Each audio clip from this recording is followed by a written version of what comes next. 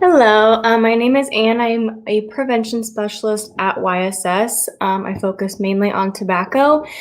So tonight we're going to hear from my friend Kate, who has been a smoker for a very long time and she is looking to quit. So before we get onto that, I'm going to talk about World No Tobacco Day, which is on May 31st of every single year.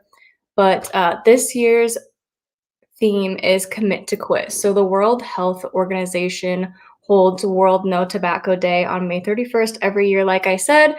And the goal of that is kind of just to spread awareness about the dangers of tobacco use and to make the world, more tobacco free. So this kind of includes anything that contains nicotine is considered tobacco products. So things like your traditional cigarettes, cigarillos, chewing tobacco, electronic cigarettes. And so my goal kind of when I talk about tobacco and things like this, and when I'm out in the community giving my whole spiel on tobacco, is mainly just to educate people on it because a lot of people don't know the real dangers of it and like kind of all of the chemicals and all of the harmful things that it can do to your body, but also how to start your quitting journey and kind of what happens to your body after you quit, just depending on like the day, the weeks, how many months you've been clean or whatever. Um, and so we've kind of seen tobacco, traditional tobacco like cigarettes and chewing tobacco, those trends are kind of going down more, and electronic cigarettes are easily the most popular product that they have right now. And there's no real research to say, is if it's better for you than traditional cigarettes or not, because they haven't been around as much as your traditional cigarettes, where we have hundreds and hundreds of years of research saying exactly what's bad for you, what is going to cause cancers, what's going to cause other diseases, and things like that. So they don't exactly know what's all in e-cigarettes, but they do know that it's not necessarily a safe alternative, especially if you're looking to quit tobacco products. And then there's a lot of like disbelief of how e-cigarettes are. A lot of people think that they're a vapor, but they're actually not a vapor. So the chemicals in the liquid for the e-juice, it's called, it produces an aerosol, so it's not actually ever a vapor. So an aerosol are obviously things like, dry shampoo, hairspray, spray paint, things like that. So I want to talk about why World No Tobacco Day is so important. So it shows us how the industry contributes to poverty. So 80% of deaths due to tobacco happen in low and middle income countries. And if you've ever been a smoker, or you know anybody that's been a smoker, Kate, I'm sure you know, having a nicotine addiction is super expensive. So Yeah. on average, every day, or on average every year, a smoker typically spends about $4,000 on tobacco products, and it's aimed more towards poorer communities, so they don't have a whole lot of money anyway. So they're just wasting all of their money on tobacco products when they could be doing things like, paying for school, paying for food, things like that. Kate, can you kind of like share if you've ever struggled like financially due to your nicotine addiction? I would say definitely in college. I just didn't really have much money to begin with. Um, not having much time to actually work. And so yeah, it was a struggle, but somehow I did always manage to have my nicotine products. Good. So another reason why World No Tobacco Day is so important because um, the world, um, wow, the World Health Organization kind of emphasizes that about secondhand smoke, and a lot of people don't really want to talk about secondhand smoke. Most people don't really want to talk about smoking in general because it's not a topic that people like to discuss.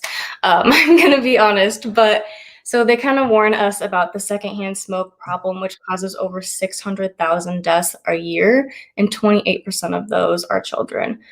And then most people also don't talk about or even know what third-hand smoke is. And personally, I didn't know what third-hand smoke was until I started this position when I was researching everything.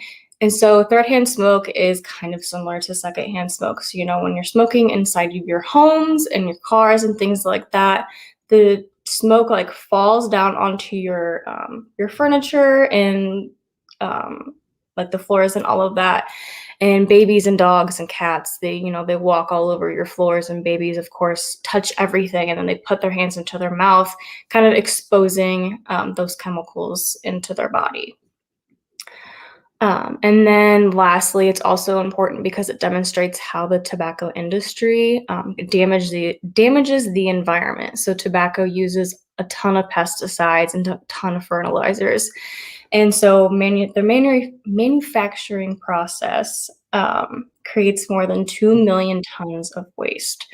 And then, of course, for tobacco to be a thing, they have to grow it. And so tobacco farms are also contributing to the world's deforestation. So it's kind of not the best for our environment either. And then just a few more things on World No Tobacco Day. So it was created in 1987, kind of as a response to the global tobacco crisis. And the World Health Assembly passed a resolution in 1987, which called for the day to be April 7th of World No Tobacco Day, but then the next year they issued it as May 37th or 31st as World No Tobacco Day for ever, as long as they decide to change it. So a little bit more about tobacco. So roughly 6 million people die from tobacco every single year. So this could be a number of things. They could have some sort of cancer. They could have some sort of disease like COPD. And then the number of that is it's projected to rise over 8 million by 2030. So Kate, do you want to kind of share your experience with smoking? Like, when did you start smoking or using nicotine products, and how did you kind of get into it? Yeah, so I started when I was 14 years old. I actually started chewing. And then I think I was about 16, 17 when I switched over to cigarettes. Um, and then I smoked those for a few years. And when I was in college, I actually switched over to a vape because I didn't really like the smell of cigarettes, and I didn't like that I had to go outside and smoke. And living Mhm. in Iowa at the time, it was cold in the wintertime, and I just didn't want to have to deal with that and going outside in the cold. And that was sadly a big motivator, I guess. Mhm. But yeah, now I've been vaping for a couple of years now, and I don't know, it's just kind of like I'm like, okay, I've been working to trying to get away. Like I switched to like vapes as kind of like motivation to slow down on smoking. Mhm. Um, I don't really think it's had that effect on me of like slowing down on smoking. In fact, I found myself smoking like a way higher nicotine level than I needed. Um, Mhm. and so it just, I don't know, I'm trying to like go down in nicotine levels and then eventually like just quit. But it is a journey. It is. It's definitely a process, and there's so many different ways that you could choose to quit. Do you know, like, kind of what you're leaning towards? Are you going to just continue to go down in nicotine levels and just quit cold turkey that way? Or are you going to try to use some like nicotine replacement therapies? So, like things like gums or lozenges, or they have like the patch that like slowly releases nicotine over time. So it kind of gets you off of it. Yeah, I think when I do get down to quitting cold turkey, like I do want to quit cold turkey, but I know that I'll definitely use things like gum or like Mhm, suckers or something where, because I know that like it's gonna be kind of like the hand to mouth like mhm, smoking like stimulation, and so I think that like having something to mhm. go in place of Because you've that. been smoking for so long that your body is just so Right. used to, picking up a cigarette or picking up a vape or And like, whatever. yeah, just and like the action of smoking too, like Mhm, but I have one thing that has helped, I guess, has been I don't allow myself to like smoke in the car anymore. mhm. And so that's like taking away more opportunity for me to smoke. So that's nice. Yeah. So could you kind of like rate how much you smoke now based off of how much you used to smoke? I know you kind of touched base on it, but would you say that, I guess, can you compare how you used to smoke versus how you smoke now? Yeah, I mean when I was smoking cigarettes, there was a point in time where I was almost going through a pack a day, which is crazy when I think about it. And then Mhm, when I switched over to vapes, I mean, when I had my refillable one, I think I was refilling it like daily probably. And now I've switched over to disposables. So like measuring it is kind of hard, like comparing like how many puffs, I guess, is mhm. how they measure a lot of vapes. Um, but usually like one vape of I think 1,500 puffs lasts me around like 10 days. So it's gotten a lot better. And there Mhm. are some days where like I'll only take like a couple puffs off of it. So Yeah. So would you say that you kind of use, your vape as like a stress coping mechanism? Because a lot of people, they use nicotine to, like, de-stress. definitely. I hit it less when I'm having like an easygoing day. That's Mhm. that's when it gets hit like once or twice. But Mhm. yeah, when the stress levels go up, then I'm puffing more. Yep. And then, so when you wake up in the morning, would you say that you, like, immediately hit your vape or, like, you're trying to not hit it right in the morning or, like I think it's most tempting when I'm drinking my coffee. yeah, I could see that. So, 'Cause, again, like, it is kind of a stress relief thing for you. It mhm, kind of calms you down before, if you have, like, a big day at work or something like that. yeah. So, I know that you've kind of been getting to the I guess you've been trying to quit smoking for a while, so do you think that since you've kind of been thinking about it for a while and, you've kind of been trying at it, do you think it would be hard to stop smoking? Like, do you think No, I mean, like, I think that it's gonna be weird, Mhm, but hard, not necessarily. Um, I think the most difficult thing is getting myself to the mindset of like, yeah, I'm done now.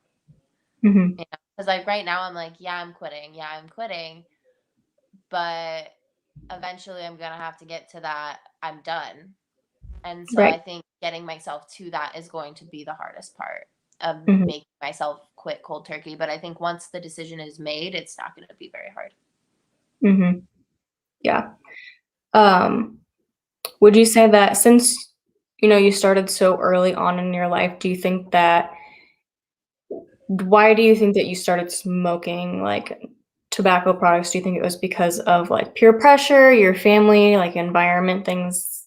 I definitely started chewing because of family pressure. Mhm, And then I started smoking basically because when I was 16, like, I don't know, you get a little bit more interested in what others think of mhm, you. and the girl who always had chew in her mouth was not very appealing to the people I was trying to, Mhm. welcome around me. And so yeah, I Right, and switched to cigarettes. also what? Yeah. And so I switched to cigarettes at that point. Yeah. And so also just, like, being from a rural town, like, it is really Oh yeah, hard to kind of not start smoking because, everybody around you uses everyone. some sort of nicotine product, especially, you know, s we're from, like, a little tiny town, so, like, everybody chews, there's farmers, they chew, and it's kind of, like, the normal thing to do in our hometown, and Yeah. I think it's quite sad actually, but, No, yeah, no, I think about it now and I'm like, wow, it should not have been so easy for me to get my hands on those products at that age. Like, Mhm. what was anyone thinking buying a 14, 15-year-old like chew? Not saying that buying cigarettes for a 16-year-old is any better, but Yeah. like, wow, it just blows my mind. Mhm. Like, uh, what? I have a Yeah, hard time we getting better at it sometimes. Mhm. It is. It's very odd to think about it now. Back then, like, it's not weird, but once you grow up and you think about it, you're like, "This was kind of weird." This was weird. Yeah, Yeah. definitely. Would you say that you've experienced anything different with your health? So things like, it's kind of harder to breathe or, you're kind of more out of shape or like any other health things that have happened to you over the last 9 years since you started, I Um, guess? yeah, I noticed so going from like my highest point of when I was like smoking cigarettes almost a pack a day. And remember when I first started like cutting down on those and I went on a hike with some of my friends, I noticed a huge difference when I was going uphill. And I remember getting to the top of it and just taking like really big, like deep breaths because I was like, whoa, I feel like I can finally breathe. Like I'm taking a deep breath in and it feels like I'm actually getting a deep breath of air Mhm. in. And yeah, it's kind of only gone up from there or like gotten better from there. Yeah. Great. So,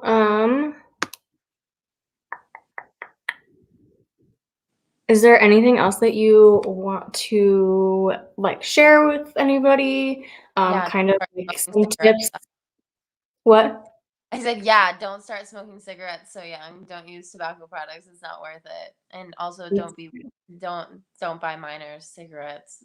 Don't buy Yeah. minors tobacco products. Should Mhm. be doing that, people. Mhm.